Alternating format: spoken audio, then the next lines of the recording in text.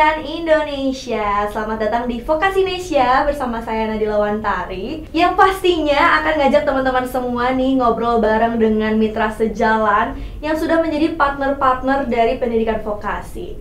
Dan podcast ini diselenggarakan oleh Direktorat Kemitraan dan Penyelarasan Dunia Usaha dan Dunia Industri atau disingkat dengan Mitra Studi nih teman-teman. Nih sudah melihat kan hari ini penampilan Nadila sangat fashionable sekali. Karena tema hari ini tuh seru banget. Siapa sih yang gak suka punya penampilan yang menarik, yang kece, yang keren? Karena tema hari ini adalah vokasi di tengah gegap gempita industri fashion nih. Seperti yang kita ketahui ya, sekarang itu dunia fashion itu sedang maju dan sedang berkembang banget. Apalagi dengan banyak pilihan dan model-model yang unik-unik nih. Jadi mendingan kita langsung ngobrol aja sama dua narasumber kita yang pastinya expert banget di bidang ini. Yang pertama kita kenalan dulu dengan Ibu Hani Hairani selaku Komite Pelatihan dan Vokasi Asosiasi Pertekstilan Indonesia Jawa Barat atau API Jawa Barat. Halo Ibu, apa kabar? Oke, sekarang kita kenalan nih dengan salah satu anak muda yang inspirasional sekali, generasi Z. Ya, kita kenalan sama Kak Ahmad Fauzi atau Kak Zio selaku owner dari brand Zio Zoe yang juga merupakan lulusan vokasi dari SMK Bina Cendekia Cirebon. Halo Kak Zio, apa kabar? Kak Nabila. Nah, kita kan udah kenalan sedikit, mungkin sekarang teman-teman vokasi di rumah pengen lebih tahu nih tentang tentang background dari dua narasumber kita. Mungkin bisa diceritakan nih dari Ibu Hani selaku Komite Pelatihan dan Vokasi API Jawa Barat, kira-kira API itu seperti apa dan apa sih yang Ibu lakukan nih di API sendiri gitu. Dan mungkin background Ibu juga di industri fashion ini seperti apa? Baik, terima kasih Nadila. Halo, salam kenal juga. Saya Hani, saya sekarang mewakili Asosiasi Pertekstilan Indonesia. Itu ada di setiap provinsi. Nah, beberapa kegiatan API itu sekarang mungkin dimulai dari JMFW awal ya. Kami dipertemukan dengan akademisi. Waktu itu pertama dengan 21 kampus. Nah, dari situ bergulir tuh banyak kerjasama dengan kampus-kampus. Nah, yang terakhir 2 tahun ini tuh kami bekerjasama dengan Islamic Fashion Institute untuk memberikan beasiswa kepada anak-anak di Riau. Wow. Jadi belajar di Bandung. Iya. Itu kemudian kami juga banyak kerjasama dengan UMKM. Support beberapa kegiatan termasuk mungkin lebih ke sosialisasi tekstil ya, karena kami di pertekstilan. Dan ini tuh sebetulnya kegiatan yang sebelum-sebelumnya agak sulit untuk langsung berkomunikasi dari UMKM dari bawah terus ke factory gitu, ke industrinya. Nah, sekarang tuh kayaknya lebih mudah aja gitu. UMKM mau datang ke pabrik gitu ya. Terus kita mau sosialisasi tekstil melalui berbagai event, termasuk mungkin yang sedang berjalan ya dengan JMFW tuh. Jadi kami display dan menyampaikan beberapa produk terbaru dari tekstil. Ya sebenarnya kalau sekarang boleh dibilang komunikasi antara industri dengan UMKM itu menjadi mudah, salah satunya dijembatani oleh akademisi. Jadi relasinya sudah ngeling ya Bu ya, satu sama lain. Oke, nah sekarang kenalan lebih dekat dengan Kak Zio. Kira-kira aku pengen tahu sedikit dong, ceritain Kak backgroundnya seperti apa dan gimana ceritanya bisa terjun langsung nih sebagai seorang desainer muda yang ternyata karya-karyanya sudah dipakai nih oleh artis-artis nasional Indonesia. Wah, ceritain sedikit dong Kak. Halo semuanya, perkenalkan aku Zio dari Zio Zoe. Sebelumnya sendiri aku background pendidikannya dari SMK Bina Cendekia. Hai SMK Bina Cendekia. Hai teman-teman. Aku sendiri tadinya terjun ke dunia fashion tuh karena kecebur, karena aku nggak suka matematika. Oh gitu. Aku pikir sama seperti kayak anak zaman sekarang kan, kayak mau enaknya aja gitu kan. Tapi pas ternyata terjun langsung ternyata kok ngitung juga. Iya, apa gitu ya. Ternyata tetap harus ngitung juga. Pas Cuma di ngitung situ cuan kali ya. Kenapa hitung Ibu? cuan kalau sekarang ini. Iya betul. Nah dari situ aku akhirnya mencoba untuk menyukai passion aku, bagaimana aku terbentuk di sekolah tersebut, bagaimana akhirnya aku bisa menggali potensi aku. Dari situlah akhirnya bahwa aku adalah seorang fashion designer. Dari situ akhirnya membentuk bahwa orang-orang sekeliling di sana itu mendukung aku untuk kayak ayo maju menjadi fashion designer, karena peluang yang ada di diri aku tuh akhirnya besar. Dan dari situlah akhirnya aku memutuskan bahwa oke, ini passion aku akan menjalankan sebaik mungkin. Seperti itu. Keren banget. Jadi boleh kasih tahu kira-kira udah berapa lama sih ngejalanin bisnis sebagai seorang desainer di brand Ziozo ini? Kalau untuk brandnya sendiri aku dari awal 2020 ya. Jadi 2020 berarti kalau sekarang nanti di bulan September, Agustus September ya. Itu aku udah 4 tahun. Wow, keren banget. Nah, sekarang aku pengen tanya nih ke Ibu Hani, kira-kira gimana sih kondisi fashion saat ini, apalagi setelah bangkit dari masa pandemi juga. Ibu dari API sendiri melihat bagaimana nih kondisi fashion di Indonesia sekarang? Iya. Sebenarnya kalau kita melihat secara makro, Indonesia sendiri kan terkuat perekonomian itu dibantu oleh sektor fashion ya. Satunya kuliner, duanya fashion. Dan ini peluang yang sangat besar untuk para tadi desainer muda yang mungkin seperti Joy ini.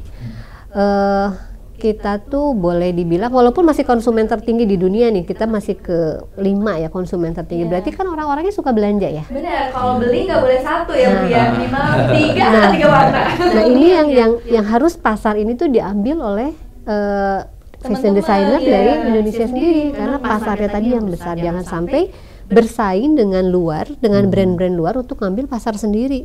Kan sayang banget gitu. Nah jadi kan kalau kayak ada talenta dan sekarang udah jadi bisnismen dong, bukan hanya sekedar desainer baru gitu, karena dia sudah bisnisnya sudah besar. Nah ini tuh bisa menjadi contoh untuk para desainer muda terjun banyak dan terjun lebih serius ke bisnisnya. Karena sayang banget pasar yang besar ini kalau tidak dimanfaatkan. Nah apalagi sekarang Indonesia mau jadi kiblat busana muslim dunia. Artinya orang akan datang ke Indonesia juga untuk belanja dong harapannya ya. Termasuk nanti di industri tekstilnya sendiri. Nah ya ini tuh butuh kebersamaan biar kompak dari mulai tekstil kemudian fashion designer supaya pasarnya nggak kemana-mana gitu. Dan juga mungkin stakeholder ya Bu ya, yang memangku industrinya seperti apa. Karena kan kemarin aku sempat lihat tuh berita-berita yang ramai tentang baju-baju impor, baju-baju second hand ya Bu ya, yang sekarang mungkin jadi ancaman juga nih buat teman-teman pelaku UMKM yang ngerasa kok persaingan harganya tuh jadi tidak sehat gitu. Nah menurut Ibu sendiri sebagai API nih seperti apa sih tentang masalah itu? Memang secara garis besar import menyerbu ke dalam itu merusak tatanan yang sudah ada di dalam ya, konveksi, tenaga kerja dan lain-lain itu terpengaruh banget. Cuma kalau kita ambil positifnya lagi, kenapa hal ini terjadi? Mungkin kitanya juga kemarin kurang sigap menjawab tantangan pasar yang memang thrifting dan lain-lain. Sekarang kan di negara lain juga bukan hanya di Indonesia tuh memang musim juga. Nah, bagaimana peluang ini tuh dijadikan peluang gitu. Bagaimana fenomena yang ini tuh membuat anak muda, apalagi yang anak muda tuh ya kalau mau dibilangin kayaknya mau disuruh ngapain aja dengan teknologi tuh cepet banget gitu ya. Cepet banget belajarnya ya. Nah gimana caranya peluang-peluang itu tuh bisa dimanfaatkan dengan baik ya. Tadi mungkin yang mau ngambil fashionnya, mau ngambil yang lainnya, karena fashion itu tidak hanya fashion designer. Banyak ya Bu ya, stylistnya, pengrajin penjahit, nanti pola, nanti sekarang tuh udah muncul lagi yang ahli kreator di upcycle lah. Bahkan teman saya juga ada yang kuliah di fashion bisnisnya ya Bu ya, jadi bisnisnya sudah jelas. Nah itu jadi peluang-peluang seperti ini kalau kita mau terus-terusan menyalahkan situasi dan kondisi ya kita nggak akan bisa maju di global gitu.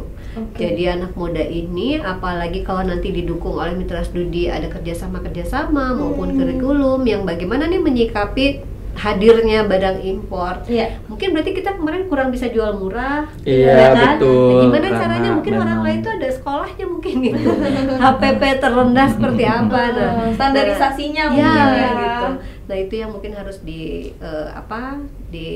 inikan lagi bersamalah bahwa ya kita tidak bisa terpuruk dengan kondisi yang seperti itu. Oke. Karena Indonesia tuh kuat loh. Betul Di sekali. Indonesia tuh segala ada. Bener. Contohnya nih gitu. Kak Zio nih ya kan. Aku pengen tanya lagi Kak Zio. Kira-kira waktu dulu membangun bisnis dan usaha dari Cirebon gitu kan ya, yang mungkin agak jauh nih dari Betul. Jakarta, dimana pusat fashion itu kan seperti yang kita ketahui pasti di Jakarta Pasti dong. di Nah, Jakarta. gimana nih kakak untuk bisa bersaing, terus beradaptasi dengan style dan perubahan fashion yang sangat dinamis? Kira-kira tantangan dan kesulitan apa yang waktu itu atau mungkin sampai sekarang masih dirasakan nih?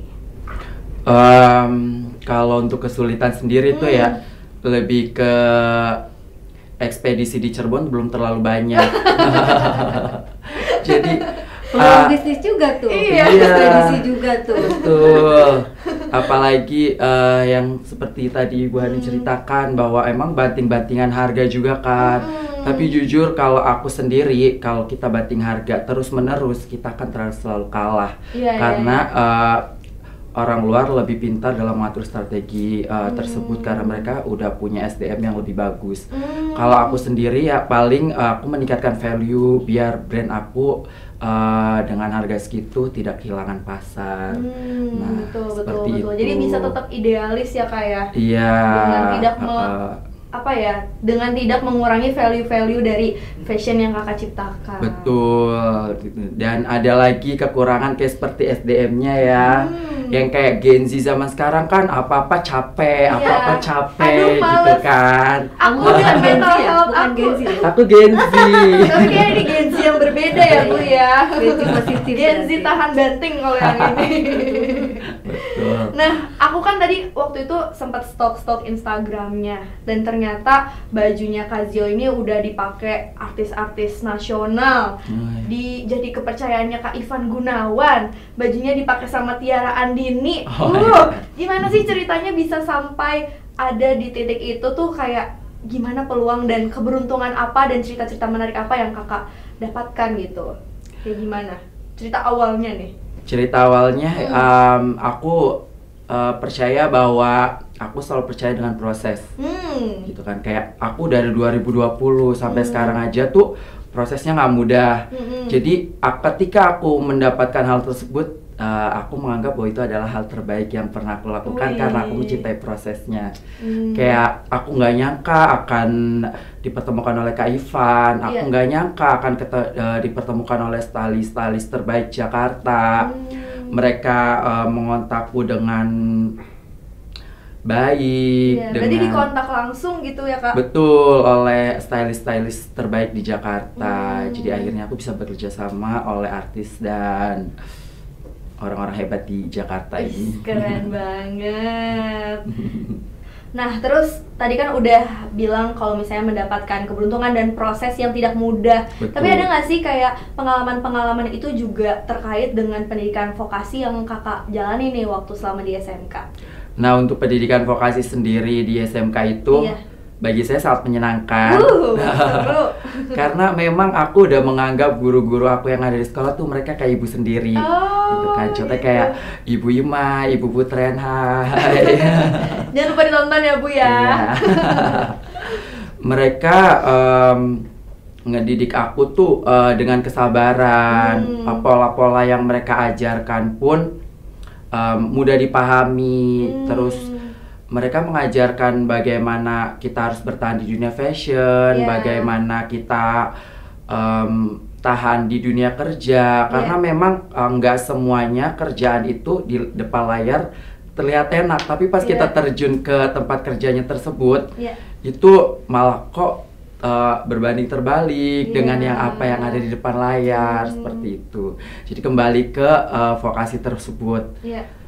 Ya, aku rasa karena mungkin pribadi aku, jadi aku mendapatkan pelajaran-pelajaran di pendidikan tersebut uh, dengan senang, Iya, dengan iya, mencintai. Jadi Karena aku emang passion dari awal ya. betul. Jadi aku pun ketika menjalani pendidikan tersebut aku sangat happy, enjoy. Happy banget. Betul. Keren banget. Nah, kalau dari Ibu Hani sendiri nih, kira-kira apa sih Ibu sebagai API nih tantangan dan hal-hal yang harus Ibu rasa perlu diperbaiki nih dari sisi pelaku usaha tekstil sendiri nih untuk fashion di Indonesia? Iya.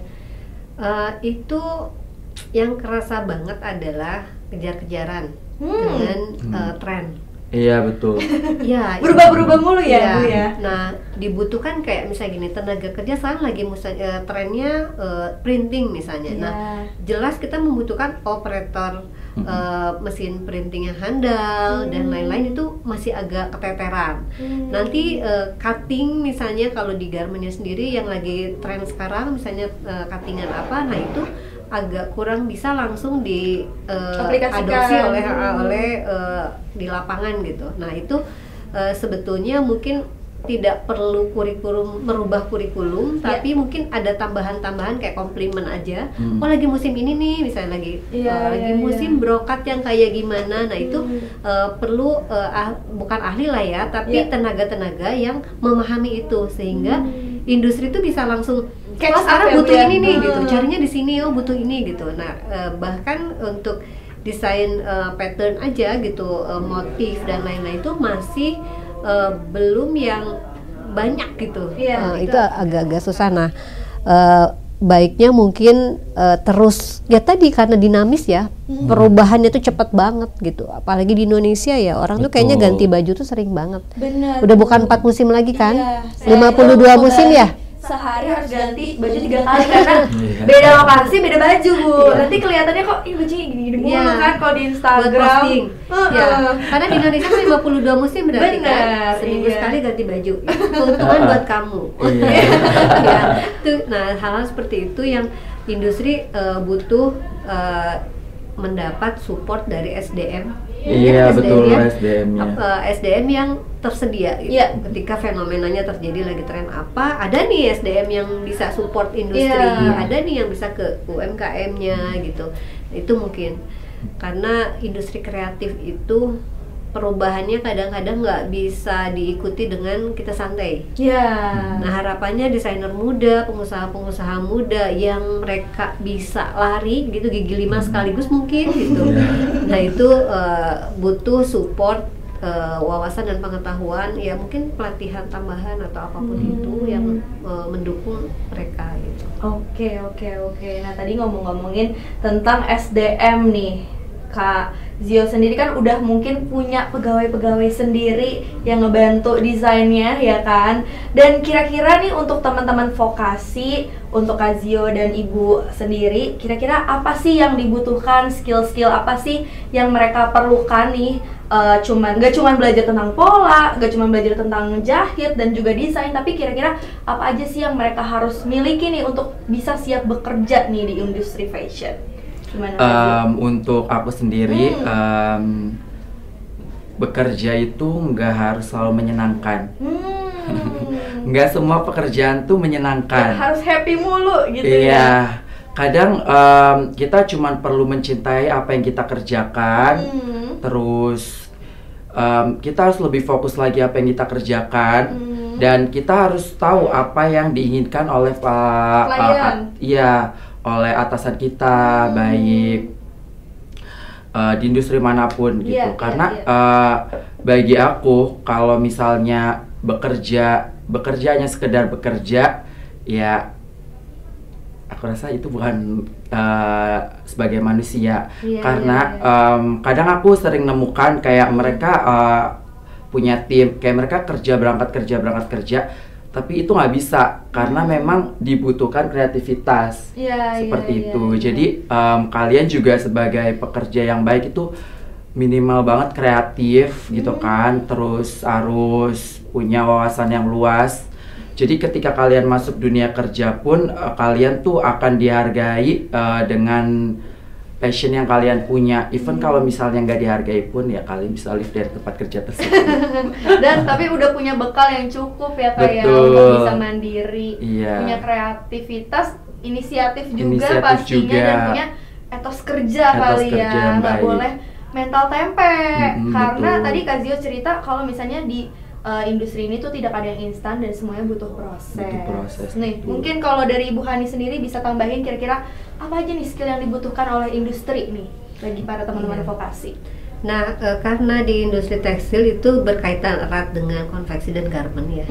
Nah, yang sering mereka keluhkan gitu, yang paling susah tuh nyari operator pola loh. Wow. Bener nggak sih? Nyari Betul. operator pola. Betul Karena banget. kalau pola itu kan nggak bisa ganti-ganti ya. Iya, Kalau iya. udah enak, orangnya kan pasti itu. Betul. Nah, itu tuh susah gitu. Karena kan nggak hanya skill. Kalau orang pola tuh harus punya feel yang kuat juga gitu. Gimana cuttingan yang nanti tuh jatuhnya bakal kayak gimana, apalagi kalau wedding gitu Iya, ya, wedding iya, gown iya. gitu Iya, yang betul. Bentuk badan orang kan juga beda-beda iya, ya, Bu, nah ya. itu tuh butuh banget talent atau ya talenta yang memang selain skill dia punya feeling yang bagus gitu ya, taste lah terutama mungkin ya, taste-nya Iya. juga bagus karena ya tadi kalau dia tidak belajar cuttingan yang lagi tren sekarang gitu, nggak di dalam ya, di luar negeri gitu, itu orang nggak kepake gitu karena apalagi sekarang ya kalau bikin harga murah terus nggak bisa cuttingan bagus, terus nggak bisa mengoptimalkan pemakaian kain misalnya. Nah itu tuh agak susah. Nah itu skill operator pola tuh harus dapat banget, dan itu nggak bisa hanya belajar SMK aja, Iya. tapi dia harus punya etos kerja yang lebih tinggi juga, terus dia ngambil mungkin tambahan-tambahan Kursus, ya. belajar ya, di kursus lagi gitu. Dan di sosial media juga sudah banyak Betul. seperti Iya, ATM, amati, Iya. tiru dan modifikasi. Ya, Seperti kalau itu. untuk pola mungkin harus seperti itu karena Iya. tidak harus tiba-tiba mau belajar cuttingan gini harus ambil kursus, enggak. Iya, gitu. Jadi iya. dia bisa explore, dia bisa memanfaatkan apa yang ada di sosial media untuk dia kemudian praktekin. Nah itu tuh kadang-kadang ya tadi mungkin ada yang suka males-malesan gitu, padahal kita mencoba untuk praktek sendiri dengan rekomendasi dari YouTube sekalipun, itu sebetulnya bisa menambah skillnya. Iya. Karena suka ada yang udah puas aja dengan Apa yang mereka punya kemampuan ya. dia sekarang gitu. Padahal ketika ngelihat ke dunia luar,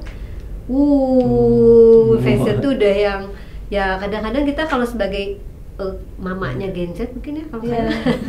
kadang kan suka ngeliat ini cuttingannya apa sih gitu, Kok suka nggak gini ngerti sih? dia. Atau bahkan ibu tuh bingung kalau mama saya, ini bajunya tuh kayak gimana sih pakainya sih? Iya, ini kanan kiri beda lah, yang Iya. belakangnya apa, yang tiba-tiba dibalik lah atau apa kadang.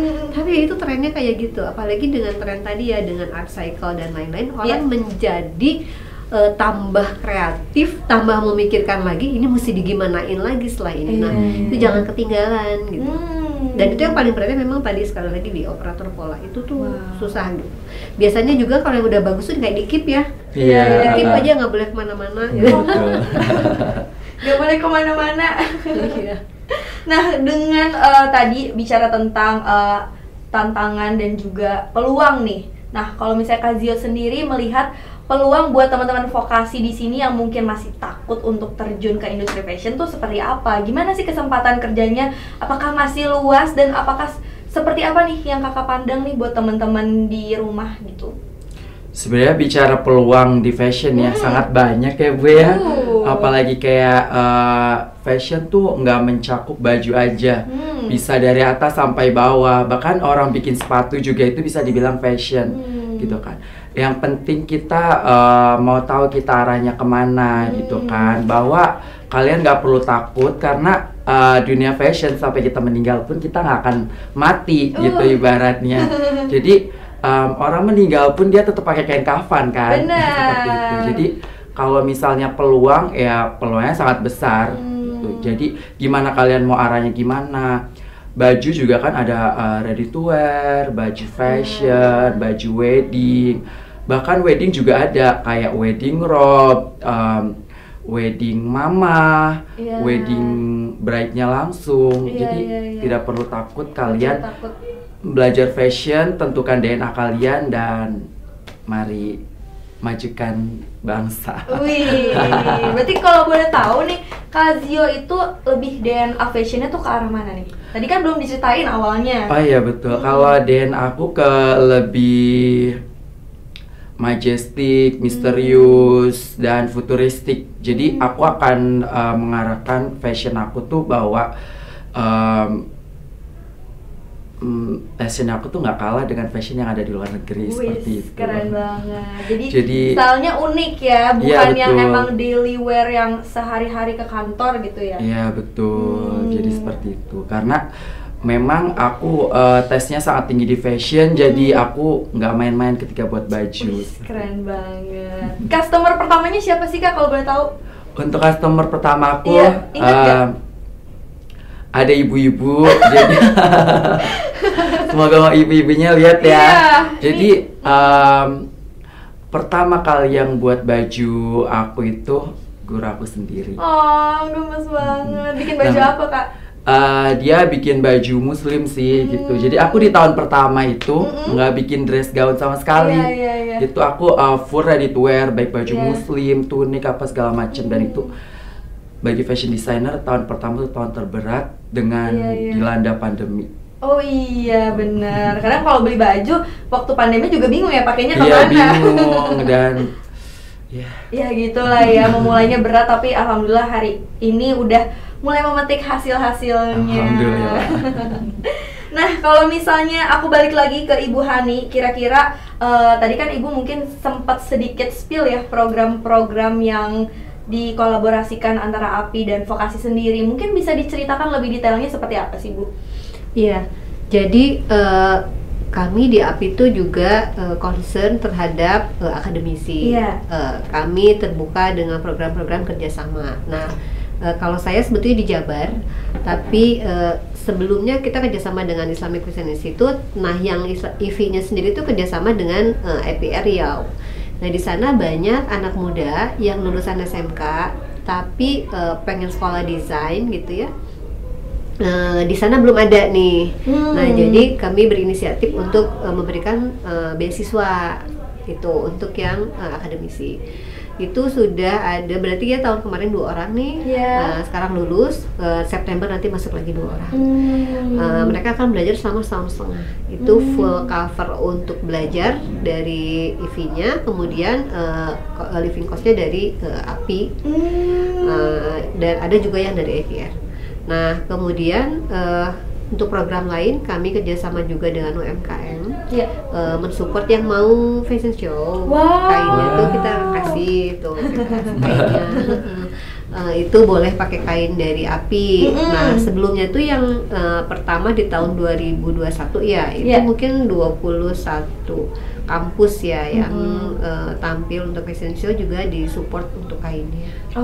Tuh, kemudian mungkin boleh kita tuh menerima kunjungan dari akademisi yang mau belajar tentang tekstil.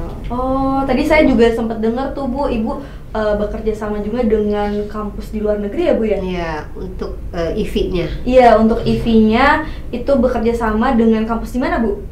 Kalau IV-nya sendiri biasa setiap tahun kerjasama dengan RMIT Australia.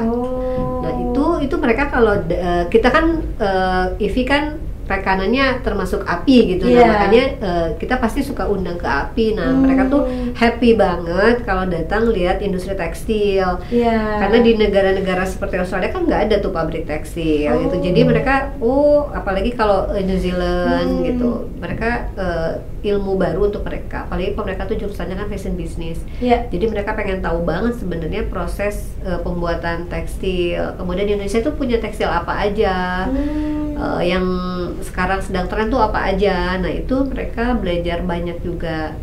Biasanya kalau untuk dengan akademisi seperti itu, API akan bekerjasama dengan pabrik tekstil tertentu. Misalnya dicarinya tuh apa gitu. Kita berarti pabrik tekstil yang ini nih gitu. Nah kalau di Indonesia sebetulnya pusatnya mungkin di Jawa Barat ya kalau tekstil itu kebanyakannya. Jadi otomatis kerjasamanya banyak dengan Jawa Barat gitu. Terlebih IV-nya juga ada di Bandung. Jadi itu sebenarnya kayak kerjasama yang seharusnya ini tuh menjadi apa ya, motivasi untuk para UMKM untuk terus memakai produk Indonesia. Betul, karena luar negeri aja memandang kita keren ya Bu ya, udah punya industri bahkan pabriknya sendiri yang di sana tuh susah gitu ya. Tadi Ibu cerita kalau misalnya di sana tuh susah tukang jahit gitu. Kalau di sini numpuk di ruko-ruko juga banyak. Iya, bener-bener susah. Beda banget ya memang budayanya ya. Nah, kalau dari Kak Zio nih, kira-kira target kedepannya seorang Ahmad Fauzi itu seperti apa sih sebagai pribadi? Aku pengen tahu kira-kira seperti apa. Untuk target aku sendiri, aku lebih mencintai fashion aku sendiri. Aku lebih kuatin lagi karakter aku. Lalu aku bisa memanage tim sebaik mungkin. Seperti itu. Jadi aku selalu menggali potensi diri aku untuk lebih maju. Aku juga berharap nanti akan banyak kerjasama dengan miss-miss dari luar negeri. Seperti itu. Keren banget. Sebelumnya juga aku sebelum support yang nasional, aku juga pertama kali support langsung oleh Miss Angola dan Miss Mongolia. Betul. Itu event apa tuh Kak? Miss Grand International 2023. Jadi aku pertama kali terjun di dunia pageant itu support Miss dari internasional, dan dari situlah Kak Ivan melirik aku. Wow, keren banget. Punya nggak sih cita-cita pengen kira-kira mau bikin fashion show di mana gitu? Kalau untuk fashion show harapannya sangat besar sekali, tapi aku berpikir aku lebih ingin mengembangkan fashion aku lebih besar lagi. Jadi ketika aku fashion show itu hanya bonus seperti itu. Keren banget. Jadi fokusnya lebih menguatkan karakter dan juga pribadi dulu ya. Nanti kalau misalnya itu tuh bonus-bonus yang rezeki gitu. Seperti yang aku bilang di awal. Iya. Oke, nah untuk menutup dan merangkum percakapan kita hari ini, aku pengen tahu dari Ibu Hani dan juga Kak Zio, kira-kira harapannya untuk kedepannya di industri fashion ini, terutama untuk teman-teman vokasi di rumah nih, kira-kira punya nggak saran-saran atau hal apa yang mungkin sebaiknya dilakukan dan harapan besarnya untuk fashion Indonesia? Mungkin bisa dimulai dari Ibu? Boleh. Untuk anak-anak berarti ya? Iya, saya. Anak-anakku ya. Anak-anakku ya. Gen Z itu jangan mau dibilang generasi strawberry. Betul. Jangan mau, karena sebetulnya kalian punya potensi yang bagus. Tapi di dunia fashion itu sangat keras. Iya. Jadi jangan mau bonyok belum apa-apa, ya kan?